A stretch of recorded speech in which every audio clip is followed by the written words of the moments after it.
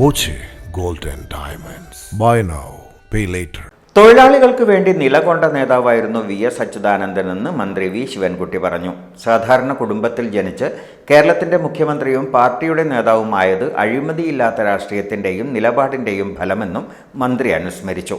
Kodumunda government higher secondary സ്കൂളിൽ സംസാരിക്കുകയായിരുന്നു മന്ത്രി. സ്കൂളിൽ തുടങ്ങാനിരുന്ന കെട്ടിടം ഉദ്ഘാടനം മാറ്റിവെച്ചു. ഇവിടെ സൂചിപ്പിച്ചതുപോലെ കേരളത്തിൻ്റെ മുഖ്യമന്ത്രി, പ്രതിപക്ഷ നേതാവ്, CPIM-ന്റെ സംസ്ഥാന സെക്രട്ടറി, പൂർവ്വ മെമ്പർ തുടങ്ങിയ നിരവധി ഉത്തരവാദിത്വങ്ങൾ വഹിച്ചിട്ടുള്ള പാവങ്ങളുടെ പടത്തലവൻ,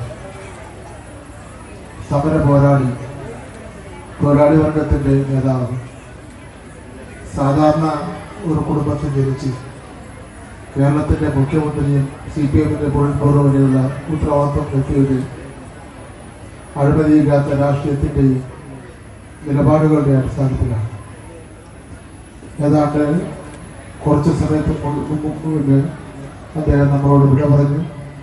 അദ്ദേഹത്തിൻ്റെ വേർപാടിൽ നമുക്ക് ഒരു നിമിഷം മൗനമായി. ഡോട്ട് വ്യൂ ന്യൂസ്, കാഴ്ചകളാണ് ലോകം. കണ്ടു തുടങ്ങുക.